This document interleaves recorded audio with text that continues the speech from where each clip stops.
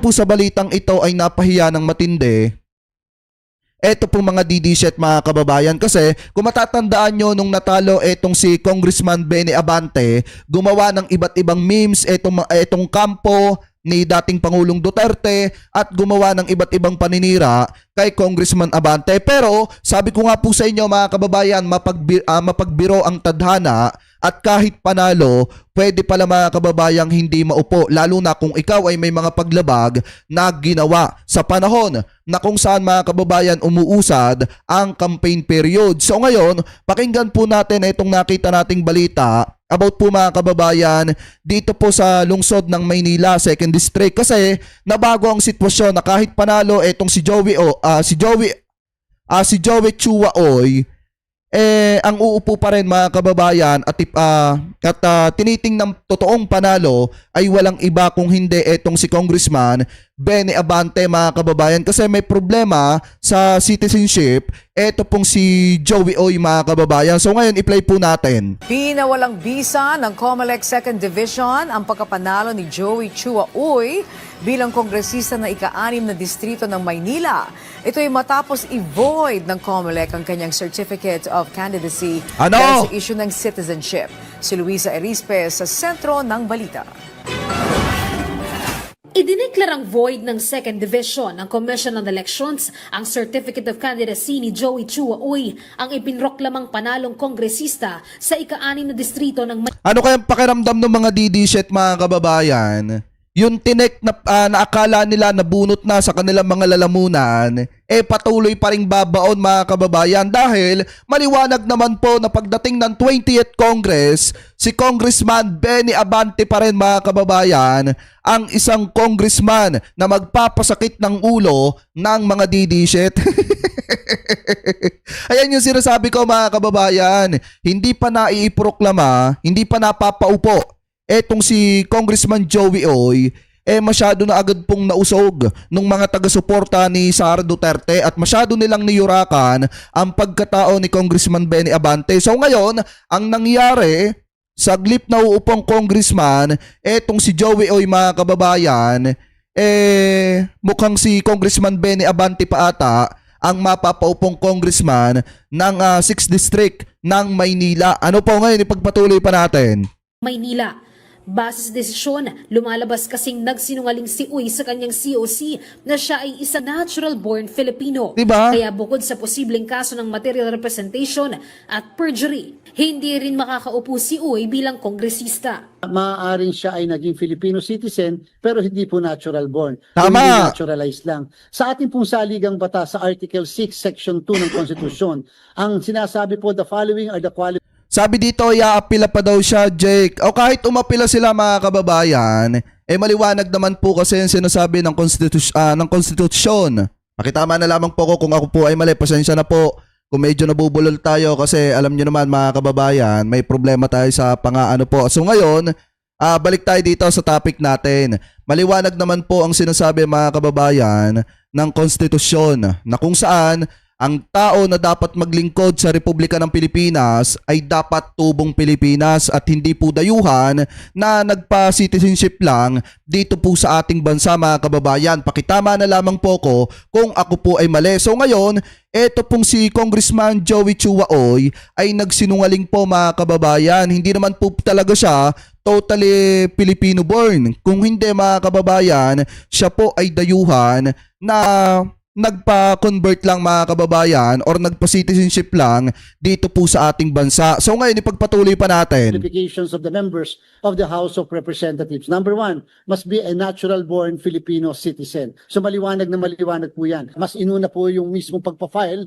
ng petition to cancel candidacy, and therefore, as a necessary consequence niyan o bilang kasunod na aksyon ay yun naman pagpa-file ng tinatawag na criminal case for misrepresentation, diba? And perjury. Sa desisyon ng 2nd Division, ang magiging elected. Ano kaya mga kababayang pakiramdam ni Sara Duterte na yung pinatakbo nilang dalawa ni Mayor Isko Moreno, made in China pala?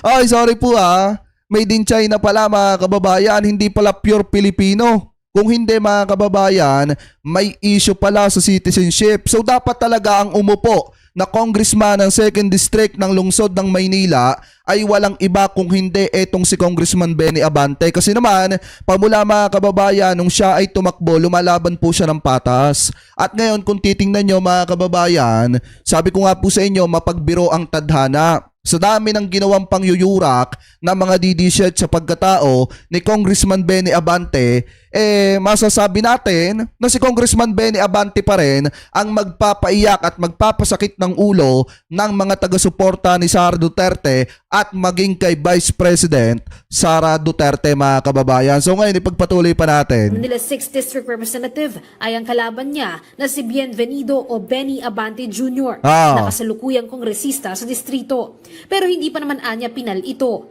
Giit ng COMELEC, pwede pang umapela si Uy dahil wala pa sa NBank ang desisyon.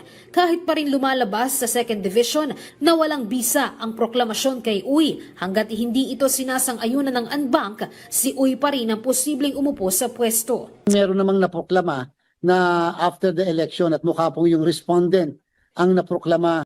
Yeah, sabi ni Ma'am She, ayan, baka akala nila makalusot kagaya dati ni Alice Guo. Baka ngayon po ang akala nila, kaso ang problema, ang gobyerno kasi ngayon, mahigpit na mga kababayan at lahat ng kailangang maglingkod sa ating bansa ay dapat ay may malasakit sa Pilipinas at dapat ay tubong Pilipinas, mga kababayan. Ano po ngayon ipagpatuloy pa natin? Sa ganon. At siyempre nga, kahit na annulled yung kanyang proklamasyon, kung hindi pa final and executory yung desisyon, ay maaari pong may effect pa yung proklamasyon hanggat walang finality yung desisyon na binabaliwala, yung naturang proklamasyon. Nagpasalamat naman si Abante sa naging desisyon ng COMELEC 2nd Division.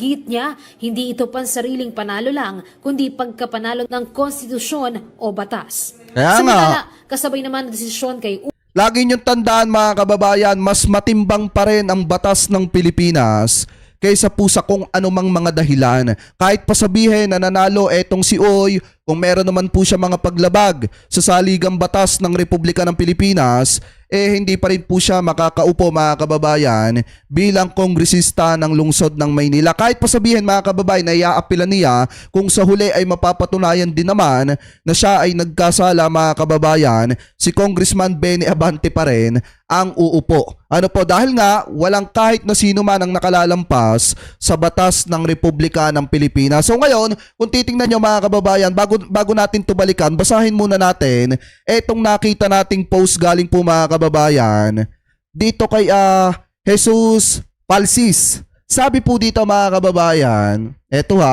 the DDS were celebrating the loss of Quadcom co-chair Kong Benny Abante in the 2025 election. So nung natalo etong si Congressman Benny Abante, kasi may point itong post na ito Nung natalo si Congressman Benny Abante, nagdiwang yung mga DD shit. Gumawa pa ng kung ano-ano mga memes, pinapakalat nila mga kababayan na kesyo daw etong si Kong Benny Abante ay hindi nararapat kasi nga sumama sa mga hearing ng Quadcom, sumama sa mga hearing ng Tricom at pakiramdam nila na bunutan na po sila ng tinik sa kanilang mga lalamunan. Pero nagkamali sila mga kababayan kasi sa ayaw at sa gusto nila, pag dumating yung tamang desisyon mga kababayan, dito po sa issue ni Joey Oy, ang uupo pa rin mga kababayan ay walang iba kung hindi etong si Congressman Benny Abante. Si Congressman Benny Abante pa rin ang magpapasakit mga kababayan ng puso at damdamin ng mga DD shit. Sabi pa dito mga kababayan, naglabas ang DDS Troll Army ng mga videos and memes compiling all the personalities na anti-Sara Duterte who lose in the 2025 election.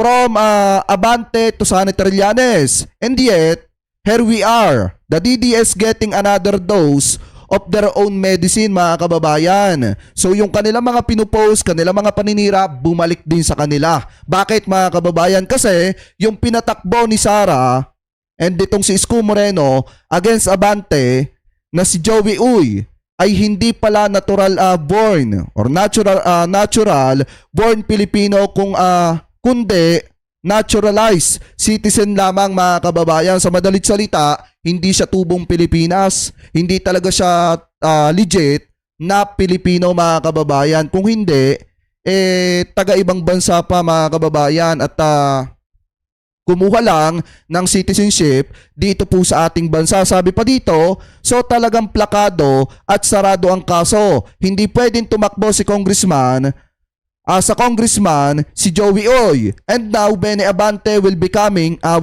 back of the 20th Congress and will be part of Quadcom 2.0.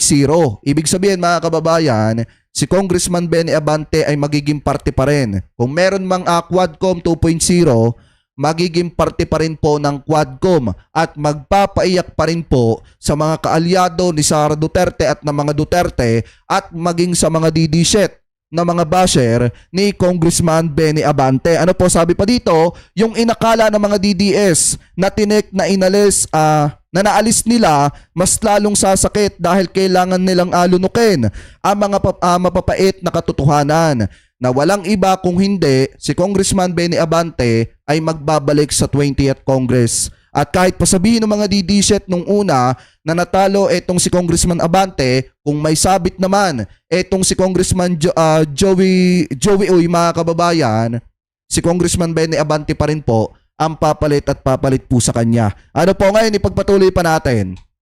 Naglabas din kahapon ng desisyon ang 2nd Division hinggil naman sa Duterte Youth Party List na kinakansela ang registration ng grupo. Paliwanag ng COMELEC, hindi kasi sumunod sa requirements para sa accreditation ang Duterte Youth kaya lalabas na null and void ang kanilang pagkakaregister. Isa pa itong Duterte Youth mga kababayan, buti nga sa kanila hindi sila naiproklama. Kasi mga kababayan, wala naman silang nagagawang maayos. Wala naman silang matinong nagawa. May batas na ba na nagawa yung mga yan? Nagtrabaho ba yan ng maayos nung panahon ni dating Pangulong Duterte? Wala nga tayo nabalitaan na nagawa niyang Duterte Youth na yan. Ano ba nagawa ng mga yan? Mag-red tagging at kung ano-ano pa mga kababayan. Kaya nga buti nga sa kanila na hindi po sila naproklama. At buti na lang mga kababayan hindi na iproklama itong Duterte Youth kasi nga saan ka ba naman nagkatala, napakatanda na ni Cardema pero siya pa rin mga kababayan, sila pa rin ang humahawak dyan sa Duterte Youth. Tama nga yung sinabi ni Panelo, dapat lang tanggalin itong Duterte Youth mga kababayan kasi ginagamit lang daw nila ang mga Duterte. Biruin nyo saglip na suportahan ni Panelo itong Duterte Youth, ano nangyari? Itinatatwa pa ni Panelo kasi wala naman nga talagang nagawa. Sa 3 commissioner na humawak ng kaso sa dibisyon, 2 ang bumoto na makansela at 1 naman ang hindi. Giit ni Garcia, hindi rin pinal ang desisyon. Maaari pang umapela o magsumite ng motion for reconsideration ang Duterte Youth dahil wala pa namang desisyon ang ANBAC. Kung sakali sila mag-a-avail ng motion for reconsideration para mapag-aralan ng Commission and Bank. Pero gusto ko lang pong liwanagin, ang lahat po na nagpa-file ng petition for accreditation sa COMELEC ay nagpa-publish po talaga, nire-require. Ang kauna-unahan po ang order na matatanggap ng isang petitioner na gusto magpa-accredit sa COMELEC ay order to publish yung mismong petition at saka yung order na in-issue ng COMELEC. In fact, sa mismong araw ng hearing, ang kauna-unahang tinatanong ng presiding commissioner o ng chairman ay kung nakapag-publish ba yung mismong party list sapagkat kung walang publication, wala pong jurisdiction ng COMELEC. Hindi po magtutuloy ang hearing at hindi rin po entertainin yung petition. Therefore, what vests the COMELEC jurisdiction is not only the filing of the petition, not only the payment of the filing fee, but likewise the publication. Sakali namang hindi makapaglabas ng desisyon agad ang COMELEC ANBAC bago ang June 30 sa kaso ng Duterte Youth, hindi muna sila magpoproklama ng iba pang panalong party list. Wala ring uubong nominado mula sa Duterte Youth. Ibig sabihin, posibleng magkukulang muna ang party list representatives na uupo sa Kamara pagbukas ng 20th Congress. Hindi naman kinakailangan mapunan kaagad, John. O di tanggal ang yabang ni Cardema. Yan ang napapala ninyo. Saglip na magtrabaho kayo, saglip na ayusin ninyo at gumawa kayo ng tama para hindi kayo nabubutasan sa huli. Ano nangyari mga kababayan? Kung ano-ano ang inaatupag nitong si Cardema, kaya dapat lang talaga na hindi kayo maiproklama. At kung maaari nga mga kababayan, dapat tuluyan ang ma-disqualified eto pong Duterte Youth na ito. Kasi wala nga tayong alam na nagawa ba niya, kung may batas na ba yan na nagawa na ngayon ay napapakinabangan ng mga kababayang Pilipino natin. Basta pat merong intensyon na mapunan yung mismong yung tatlong seats na yan. Luisa Erispe para sa Pambansang TV sa Bagong Pilipinas. Tuloy natin yan mga kababayan dito. Yan. Ito kasi yung isa sa balita na ipi-play muna natin bago natin basahin mga kababayan. Kasi dalawa to eh. Ito yung isa. Yung sinasabi ni Cardema na hindi pa daw po tapos ang lahat mga kababayan. Ang tingin nila sa nangyayaring ito ay pinupolitika lamang daw po etong Duterte Youth mga kababayan kung bakit hindi po sila maiproklama at kung bakit kansilado sila mga kababayan. Sa madalit salita may issue silang mabigat na kinakaharap ngayon. So ngayon i-play muna natin etong nakita nating balita about po dito sa Duterte Youth. Sabi dito registration ng Duterte Youth Party List kinansila ng COMELEC mga kababayan. And then bago natin i-play etong susunod na balita at bago natin basahin eto pong komento ni Panelo hingil po dito sa Duterte Youth. So ngayon i-play muna natin. Opisyal lang kinansela ng Commission on Elections 2nd Division ang registration ng Duterte Youth Party List noong nakaraang midterm elections. Kinumpirma ni COMELEC Chairman George Garcia ang hatol ng komisyon sa botong 2-1. Pero pag nilinaw ng COMELEC, pwede pang iapila ng party list ang desisyon. Nauna ng... Ano kayang pakiramdam ni Cardema? Alam mo kasi ang problema sa'yo, Cardema, mas nauna yung yabang mo eh. Mas nauna kasi yung yabang ninyo kaysa ayusin ninyo yung problema ng party list ninyo. Kita nyo mga kababayan kung ano-ano mga pinaggagawa ng Duterte Youth na yan. Kung matatandaan nyo, di ba nung umattend sa Quadcom etong si dating Pangulong Duterte, sakalang lumitaw etong Duterte Youth na ito. Pero sa mga mahalagang usapin mga kababayan dyan po sa Kongreso, hindi nga natin makita or hindi nyo nga makita ang anino ng Duterte Youth Party List na ito. Biruin nyo tumatanggap sila ng pera ng mamamayang Pilipino pero hindi naman po sila nagtatrabaho ng maayos. Kaya dapat lang talaga mga kababayan na wag nang iproklama yung mga yan at dapat deserve nila na makansila mga kababayan ang kanilang registration. Deserve nila yan. Sinuspinde ang proklamasyon ng Duterte Youth matapos makakuha ng 2.3 billion votes o 3 upuan sa Kamara nitong nagdaang eleksyon. Nag-ugat yan sa mga naunang kasong inihain ng ilang youth leaders sa grupo. Mga kapatid, ako po si... Ngayon mga kababayan, since kansilado na itong registration ng Duterte Youth Party List, pwede pa naman daw po nilang iapila yan. Kaso nga lang ang problema mga kababayan, mukhang mahihirapan na po sila dyan. So ngayon, pakinggan naman po natin itong isa pang balita na nakita natin mga kababayan about po dito sa issue ng registration ng Duterte Youth na kinansila ng COMELEC mga kababayan. Ayon po sa kanila, pampolitika lang mga kababayan at pinupolitika lamang daw po etong Duterte Youth Party List. Kaya daw po mga kababayan kinansila ang registration po nito ng COMELEC. Ano po, so ngayon i-play po natin. Hindi pa tapos ang laban para kay Duterte Youth Chairman Ronald Cardema matapos kasing kanselahin ang registration ng kanilang grupo. Desidido raw silang maghain ng motion for reconsideration. Nagbabalik si Joash Malimban. Pamumulitika lang, yan ang banat ni Duterte Youth Chairman Ronald Cardema sa COMELEC matapos kanselahin ng 2nd Division ang registration ng grupo kahapon. Sa At the Forefront ng Billionario News Channel, sinabi ni Cardema na hindi siya nagulat sa naging desisyon ng poll body. Kahit naman po hindi tayo abogado, kahit yung mga tagapakinig natin na ngayon dito sa programa hindi abogado, makikita niyong pinopolitika lang tayo.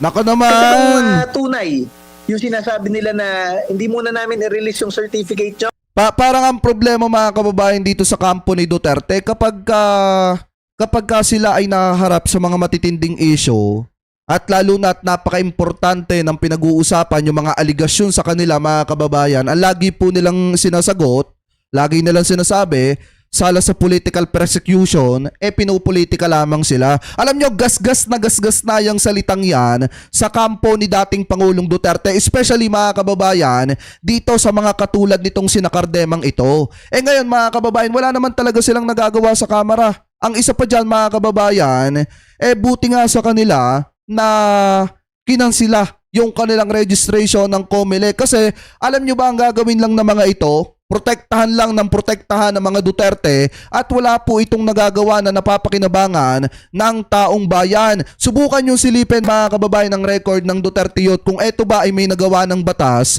na ngayon po ay napapakinabangan ninyo. Maliwanag nga kung babalikan natin yung hearing ng Quadcom noon, kaya nga po sila na soplak ni Congressman Ace Barbers at Congressman Akop mga kababayan, dahil nga sakalang sila lumilitaw kapag ka naando doon ang mga Duterte para ipagtanggol ang mga Duterte, samantalang kapag ka ang isyong pinag-uusapan ay isyo tungkol sa mamamayang Pilipino, hindi nyo mahagila pang anino ng mga yan. Kaya nga deserve nila na kansilahin or makansila yung kanilang registration kasi wala naman po silang nagagawa na nakakatulong sa inyo. Ngayon ipagpatuloy pa natin. No? Na proklamado kayo kasi may pending kayong kaso. Yung ibang mga merong pending, nirelisan eh. Pero para sa mga nagsampa ng petisyon laban sa Duterte Youth noong 2019, isa itong long-awaited victory. Ayon kay Brela Serna, National Convenor ng Election Youth Watch Group na Kabataan, Tayo ang Pag-asa o KTAP, magandang hakbangin ito para mabigyan ng oportunidad ang mga party list na anyay tunay na kumakatawan sa mga marginalized sector. It's been a long time coming para sa Duterte Youth na monolify na ang registration for over 6 years. And 3 elections that has passed. Service ito sa mamamayang Pilipino. It's how democracy defends itself against sa mga mandurugas at mandarambong na nangyayesta sa election system natin. Noong 2019, naghain ng petisyon ng ilang individual sa COMELEC para ipakansela ang registration ng Duterte Youth matapos nitong lumabag umano sa ilang registration requirements. Diba? Kaso ng taong ito nang muling buhay ng usapin matapos magsumiti ang KTAP sa komisyon ng isang urgent motion para resolbahin ang kaso. Second placer sa party list race ang Duterte Youth sa 2025 midterm elections. Pero May 19 nang i-anunsyo ng COMELEC na sinususpindi nila ang proklamasyon ng grupo dahil sa pending disqualification case nito. Sa naging desisyon ng COMELEC kahapon, 2-1 ang boto. Ang presiding commissioner ng 2nd Division na si Ray Bulay hindi sang-ayon na kanselahin ang registration ng Duterte Youth. Isa si Commissioner Bulay sa 2 natitirang appointee sa COMELEC ni dating Pangulong Rodrigo Duterte. So hindi natin in-expect na sa NBank may favorable decision tayo dyan. In-expect natin, baka may ganong pattern, merong magdi-dissent. Kumbaga merong pa rin medyo patas para sa atin. Pero hindi natin in-expect na magiging favorable yan. Paglilinaw naman ni COMELEC Chairman George Garcia, hindi pa pinalang desisyon laban sa Duterte Youth at maaari pa itong umapila sa NBank. Para sa agenda, Joash Malimban, Billionaire News Channel.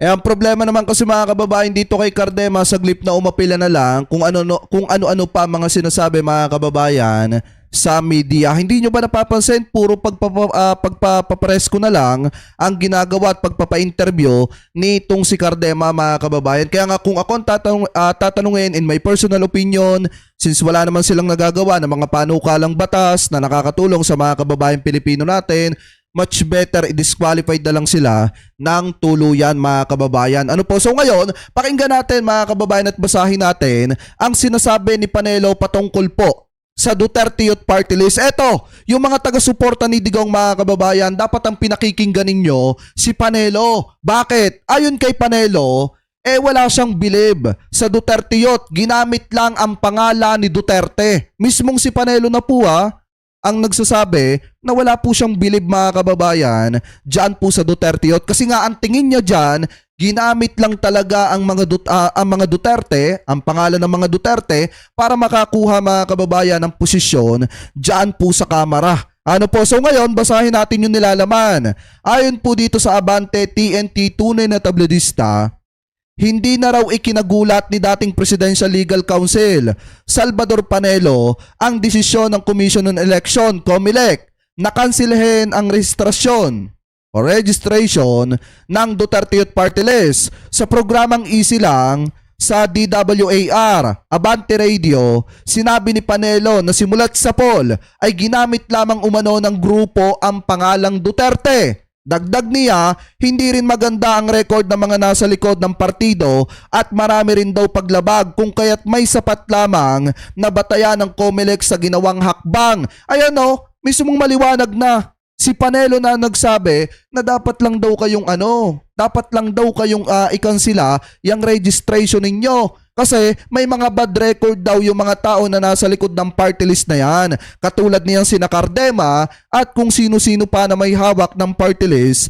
na Duterteot. Ibig sabihin mga kababayan, kahit yung kaalyado or malapit na malapit kay Duterte, walang tiwala dito sa Duterte Youth Party List. Kaya nga dapat lang na ibasura na, kansilahin na ang registration mga kababayan niyang Duterte Youth na yan. At sa madaling salita, dapat i-disqualified na sila ng tuluyan. Sabi pa dito mga kababayan, ayon pa kay Panelo, ito na yung pagkakasabi niya, yang Duterte Youth, wala akong kabilib-bilib diyan. Ginamit lang talaga nila yung pangalang Duterte, lalo yung mga nasa likod niyan.